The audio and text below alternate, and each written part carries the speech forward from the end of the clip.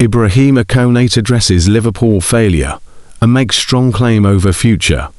This is my point. Ibrahima Konate has been talking about a difficult season for Liverpool as reigning Premier League champions. Ibrahima Konate believes Liverpool's struggles this season are an inevitable consequence of attempting to build another team for success at Anfield. The Reds have endured a difficult defence of the Premier League title they won in emphatic fashion last year, and face a battle to ensure Champions League qualification over the remaining 7 games of the campaign. Liverpool were compelled to undergo an extensive squad overhaul during the summer given the departure of 5 first-team squad regulars and the tragic death of Diogo Jota. Many of the 7 major arrivals that formed part of the record-breaking for £150 million outlay have subsequently struggled with either long-term injuries or adapting to playing in English football. And Konate, who at present is due to leave when his contract expires at the end of the season with talks over a new deal having not yet reached a resolution, is adamant the new-look Liverpool already placing the foundations for a future silverware. "We can say many things," he said when asked about the tough campaign under Reds boss Arneslot. "People are going to say, we bring in new players.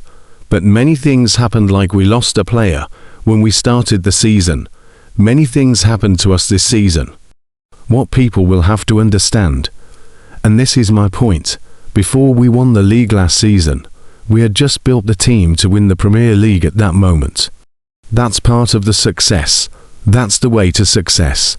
Now that we have brought in new players, of course they are not going to perform straight away from the first game. This is what I have said to many players. We just have to be relaxed, as this is part of the success.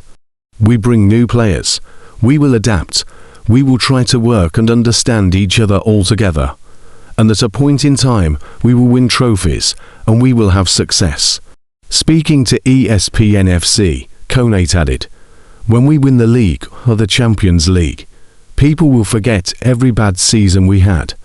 We won the league last season, but 2 seasons before that we were qualified in the Europa League. But people don't talk about this anymore. This is just part of the success.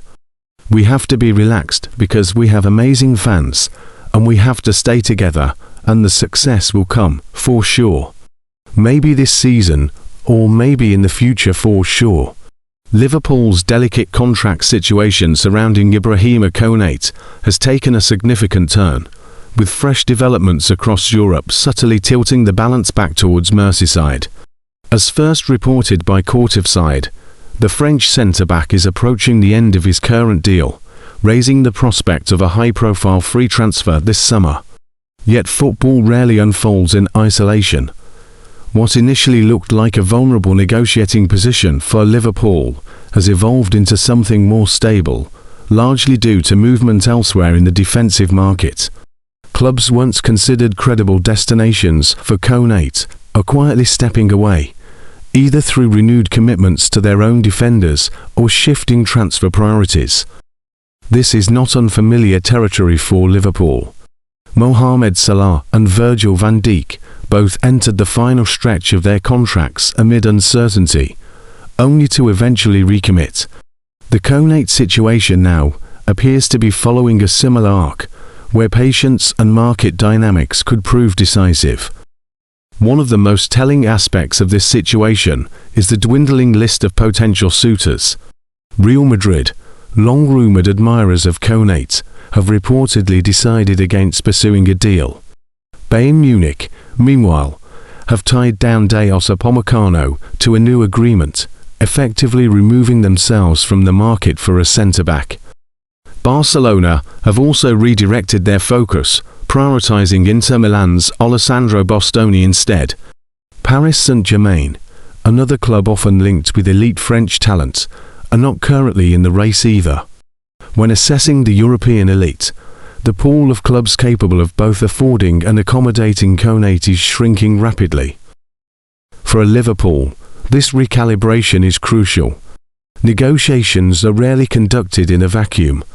Leverage often depends on credible alternatives. With fewer clubs circling, Liverpool's negotiating position strengthens, increasing the likelihood of a renewed contract being agreed. Liverpool's recruitment team will still be modelling contingencies. The club have been linked with several centre-backs, though options are narrowing.